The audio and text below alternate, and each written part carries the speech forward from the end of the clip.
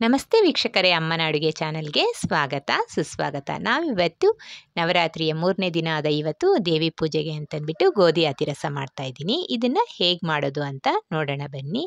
ನಾನು ಇದಕ್ಕೆ ಅರ್ಧ ಕಪ್ಪು ರವೆ ಅಂದರೆ ಉಪ್ಪಿಟ್ಟು ರವೆನೇ ತೊಗೊಂಡಿದ್ದೀನಿ. ಇನ್ನು 1.5 ಕಪ್ಪಿನಷ್ಟು ಗೋಧಿ ಹಿಟ್ಟನ್ನು ಯೂಸ್ ಮಾಡ್ಕೊಳ್ತಾ ಇದ್ದೀನಿ. ಇದಕ್ಕೆ ಗೋಧಿ ಹಿಟ್ಟೇ ಪ್ರಧಾನವಾಗಿದೆ ಇವತ್ತು ಮಾಡೋ ಈ ಅಡುಗೆಗೆ.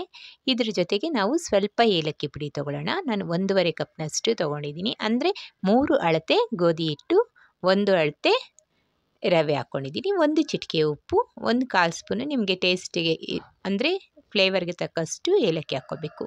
ಅದೇ ಕಪ್ನಲ್ಲಿ ಈಗ ನಾನು ಗೋಧಿ ಯಾವ ಅಳತೆಯಲ್ಲಿ ತೊಗೊಂಡೋ ಅದೇ ಕಪ್ನಲ್ಲಿ 1.5 ಕಪ್ನಷ್ಟು ಸಕ್ಕರೆ ಹಾಕ್ಕೊಂಡು ಮೇಲೆ ಪಾಕಕ್ಕೆ ಇಟ್ಕೊಳ್ತಾ ಇದ್ದೀನಿ. ಪಾಕ ಅಂದರೆ ತುಂಬ ಪಾಕ ಏನು ಬರೋಷ್ಟಿಲ್ಲ. ಮತ್ತು 1.5 ಕಪ್ನಷ್ಟು ನೀರು ಹಾಕ್ಕೊಳ್ತಾ ಇದ್ದೀನಿ. ಸಕ್ಕರೆ ಎಷ್ಟು ತೊಗೊಂಡಿದ್ದೀನೋ ಅಷ್ಟೇ ನೀರು ಹಾಕ್ಕೊಳ್ತಾ ಇದ್ದೀನಿ. ಇದನ್ನು ಕುದಿಯೋಕ್ಕೆ ಇಟ್ಕೊಳ್ಳೋಣ.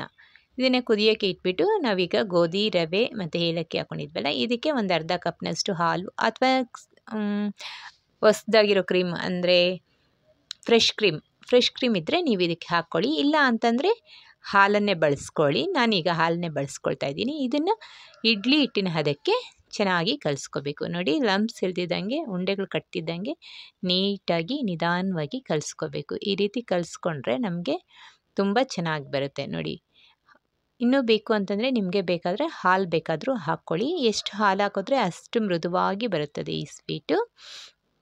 ನಾನು ಇದಕ್ಕೆ ಅರ್ಧ ಕಪ್ನಷ್ಟು ಹಾಲು ಹಾಕ್ಕೊಂಡಿದ್ದೀನಿ. ನೋಡಿ, ಈ ರೀತಿ ಹಾಕ್ಕೋಬೇಕು. ಇದು ಇವತ್ತು ನವರಾತ್ರಿ 3ನೇ ದಿನ ಚಂದ್ರಘಂಟಾ ದೇವಿನ ಪೂಜೆ ಮಾಡ್ತೀವಲ್ವ, ನಾವು ಚಂದ್ರಘಂಟಾ ದೇವಿಗೆ ಗೋಧಿ ಹಿಟ್ಟಿನಲ್ಲಿ ಮಾಡಿರುವಂಥ ಸಿಹಿ ತಿಂಡಿ ಅಂದರೆ ಇಷ್ಟ. ಹಾಗಾಗಿ ನಾನು ಈ ಗೋಧಿ ಹಿಟ್ಟಿನಲ್ಲಿ ಅತಿರಸನ ಮಾಡ್ತಾಯಿದ್ದೀನಿ. ನೋಡಿ, ಒಂದು ಚೂರು ಗಂಟುಗಳಿಲ್ದಂಗೆ ಇಡ್ಲಿ ಹಿಟ್ಟಿನ ಹದಕ್ಕೆ ಕಲಿಸ್ಕೊಂಡಿದ್ದೀನಿ. ಚಂದ್ರಘಂಟಾ ದೇವಿಗೆ ಗೋಧಿ ಹಿಟ್ಟಿನ ಸ್ವೀಟು ಇಷ್ಟ ಅಂತಂದ್ಬಿಟ್ಟು ನಾನು ಇದನ್ನು ಮಾಡ್ತಾಯಿದ್ದೀನಿ. ನೋಡಿ, ಸಕ್ಕರೆ ಕುದೀತಾ ಇದೆ.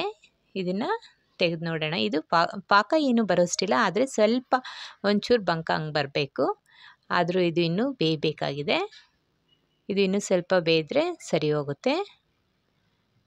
ಈಗ ಇದಕ್ಕೆ ಒಂದು ಸ್ವಲ್ಪ ಕೇಸರಿ ಕಲರ್ ಹಾಕ್ಕೊಳ್ಳೋಣ. ಕೇಸರಿ ಕಲರ್ ಹಾಕಿದ್ರೆ ಚೆನ್ನಾಗಿರುತ್ತೆ, ಹಾಗಾಗಿ ಕೇಸರಿ ಕಲರ್ ಹಾಕ್ಕೊಂಡಿದ್ದೀನಿ. ಕೇಸರಿ ಕಲರ್ ಹಾಕಿದ್ಮೇಲೆ ಸ್ವಲ್ಪ ಕುದಿ ಬರಲಿ.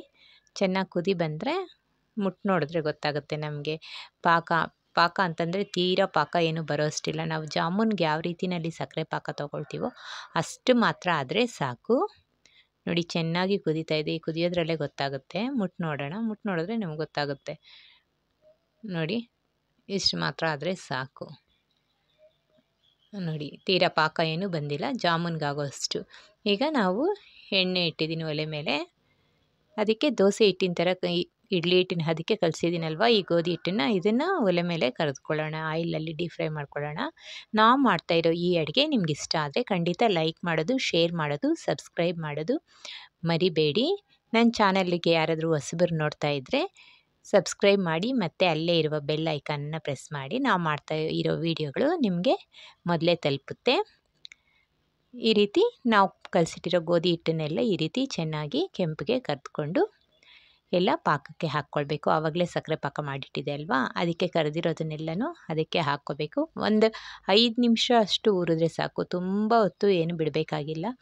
ಒಂದು ರೌಂಡ್ ಕರಿಯೋಷ್ಟರಲ್ಲಿ ಇನ್ನೊಂದು ರೌಂಡು ಊರ್ಕೊಂಡಿರುತ್ತೆ. ಅದನ್ನೆಲ್ಲ ತೆಗೆದು ಪಕ್ಕಕ್ಕೆ ಇಟ್ಕೋಬೇಕು. ಇದನ್ನು ನೀವು ನಿಮ್ಗೆ ಯಾವ ರೀತಿ ಬೇಕಾದರೂ ಅಲಂಕಾರ ಮಾಡ್ಕೋಬಹುದು. ಒಂಚೂರು ಬಾದಾಮಿ ಆದರೂ ಹಾಕ್ಕೋಬೋದು. ನೋಡಿ, ಎಷ್ಟು ಚೆನ್ನಾಗಿ ಬಂದಿದೆ ಅಲ್ವಾ. ಇದನ್ನು 2 ಕಡೆ ತಿರುಗಿಸಿ ನೆನೆಸ್ಕೋಬೇಕು. ಇದಕ್ಕೆ ನಾನು ಬಾದಾಮಿನ ಪೀಸ್ಗಳನ್ನ ಕಟ್ ಮಾಡಿಬಿಟ್ಟು ಸ್ವಲ್ಪ ಹಾಕಿದ್ದೀನಿ.